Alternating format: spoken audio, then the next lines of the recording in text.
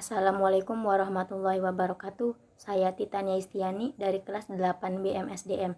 Di sini saya akan mempresentasikan mengenai judul yang saya ambil, yaitu pengaruh kepemimpinan dan motivasi terhadap kinerja pegawai di kantor Kecamatan Pontang.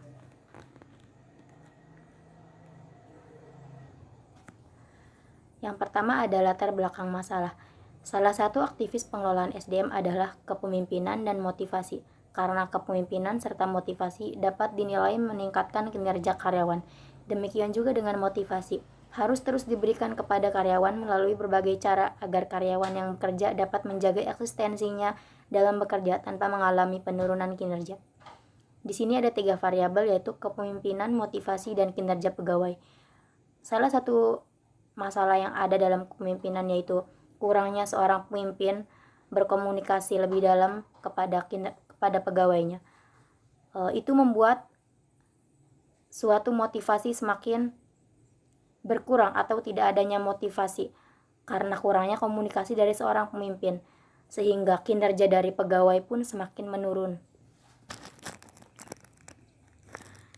Lalu di sini ada identifikasi masalah.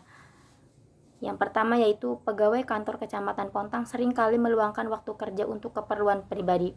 Yang kedua, pegawai kantor Kecamatan Pontang seringkali datang terlambat dan pulang sebelum waktunya.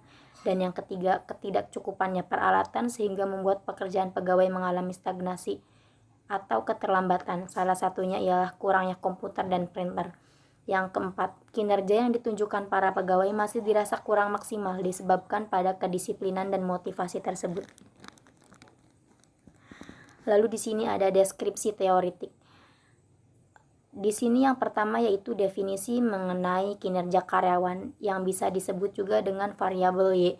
Menurut Mangkunegara, kinerja karyawan merupakan suatu kinerja secara kualitas dan kuantitas yang dicapai oleh seorang karyawan dalam melaksanakan tugasnya sesuai tanggung jawab yang diberikan kepadanya. Yang kedua, definisi kepemimpinan yang bisa disebut dengan X1. Menurut John Work bahwa kepemimpinan adalah di masa yang akan mendatang harus bersedia menerima tantangan yang fundamental. Yang terakhir yaitu definisi motivasi yang bisa kita sebut sebagai X2. Menurut Mangkunegara, motivasi merupakan kondisi energi yang menggerakkan diri karyawan langsung terarah atau tertuju untuk mencapai tujuan yang sudah ada.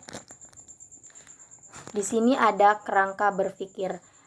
Kerangka berpikir di sini yaitu satu dari kepemimpinan atau bisa disebut X1, yang satu bersifat adil, memberi sugesti, mendukung tujuan, katalisator atau menciptakan rasa aman. Yang kedua ada motivasi yang bisa kita sebut sebagai X2, yaitu fasilitas, bonus, insentif, penghargaan, dan kinerja. Dan yang terakhir yaitu kinerja karyawan yang bisa kita sebut sebagai variabel Y. Yang pertama kualitas kerja, kuantitas kerja, ketetapan waktu, efektivitas, dan tanggung jawab. Lalu ada kerangka teoritik. Yang dimaksud dari kerangka berpikir dari slide sebelumnya, bisa kita simpulkan bahwa terdapat pengaruh positif antara kepemimpinan atau X1 terhadap kinerja karyawan. Lalu terdapat pengaruh positif antara motivasi atau X2 terhadap kinerja karyawan atau variabel Y. Dan yang ketiga yaitu terhadap pengaruh positif antara kepemimpinan, motivasi, dan kinerja karyawan. Jadi di dalam 3 variabel itu saling berhubungan dan saling berpengaruh, saling membutuhkan. Seperti itu. Lalu di sini ada metodologi penelitian. Tempat penelitian yang saya lakukan di kantor Kecamatan Pontang.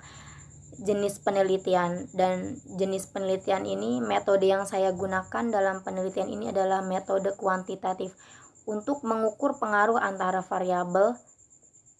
Dan menurut Sugiono, metode ini disebut metode kuantitatif karena data penelitian berupa angka-angka dan analisis menggunakan statistik.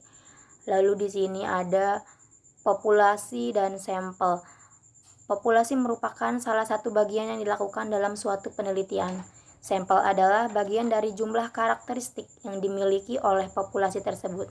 Nah, dalam penelitian ini saya menggunakan teknik sampling jauh, di mana arti dari teknik sampling jauh itu yaitu semua anggota dijadikan sampel. Adapun sampel yang digunakan sebanyak 32 sampel atau responden.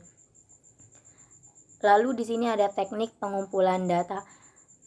Dengan membuat kuesioner dan menyebar angket dan skala dengan menggunakan skala Likert dan dalam penyebaran untuk mendapatkan datanya. Jadi di sini saya akan menyebarkan kuesioner sehingga saya bisa mendapatkan data dari kuesioner tersebut. Nah, yang terakhir yaitu kesimpulan.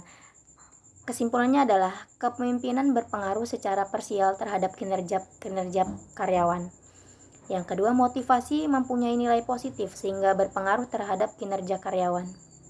Yang ketiga, kepemimpinan dan motivasi secara bersama-sama mempunyai nilai positif sehingga dapat berpengaruh terhadap kinerja karyawan. Baik, itu saja. Kurang lebihnya mohon maaf. Sekian dari saya. Wassalamualaikum warahmatullahi wabarakatuh.